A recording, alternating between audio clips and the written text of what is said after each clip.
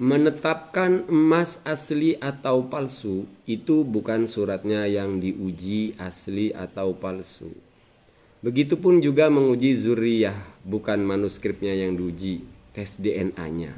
Keren, logika yang sangat cerdas. Betul, saudara. Saya jawab satu-satu.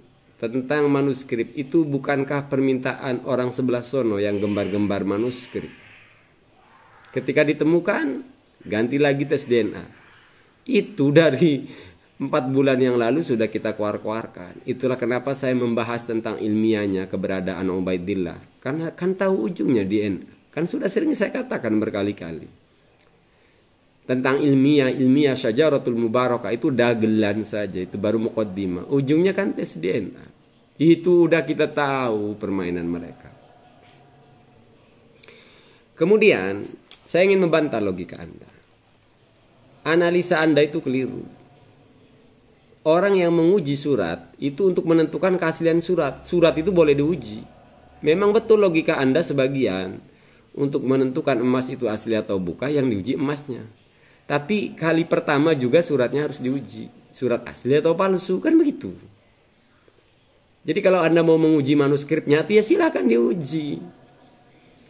Soal tes DNA juga kita sepakat sebenarnya kalau real tes DNA. Tapi ngebahas DNA ini panjang kali lebar ya. Saya jawab singkat saja di sini. Ada sebuah ibrah. Manishtarata syarton laisa fi kitabillah fahuwa lahu.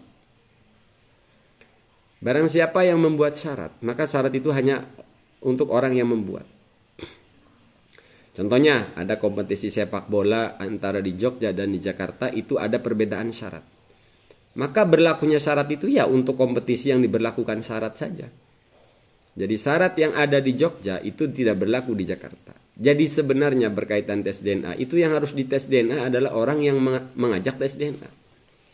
Contoh dalam hal nasab ini ya sebenarnya yang harus tes DNA adalah Nur Fadil. Nur Fadil dengan siapa? Dengan buyutnya yang diklaim beliau sebagai buyutnya itu Raden Hidayat. Karena ada keluarga lain yang menganggap bahwa itu adalah sebuah kebohongan. Bahkan pakai 1.000.000%. Jadi orang yang paling berhak untuk dites DNA adalah Nur Fadil. Nggak usah ke Trivi Milidiana, kejauhan. Nur Fadil dengan Raden Hidayat. Raden Hidayat punya anak tidak? Punya anak. Nah itu Mogi cukup tes DNA dengan anaknya Raden Hidayat dan keturunannya Raden Hidayat. Atau langsung ke jasadnya Raden Hidayat. Gitu loh. Maka sebenarnya orang yang layak paling dituntut untuk tes DNA itu saudara Nur Fadil. Bukan orang lain. Ini mana? Diserahkan ke family tree DNA yang DNA pertamanya nggak tahu diambil dari mana sampel utamanya. Ya gimana ngebahas DNA wong kemarin nggak hadir di Banten? Bukankah itu akan untuk mendiskusikan DNA juga? Itu ya. Jadi Mbok ya kalau pakai otak tuh jangan setengah sepotong lur ya. Semuanya kemarin sudah dipersiapkan di Banten.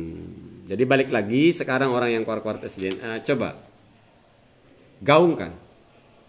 Saudara Mugi harus tes DNA dengan orang Indonesia. Siapa? Keturunan Raden Hidayat. Jangan muluk-muluk dulu, itu saja dulu tuh. Paham? Ya nggak paham, otaknya dibenerin dulu lur ya. Mohon maaf jangan kesinggung. Assalamualaikum.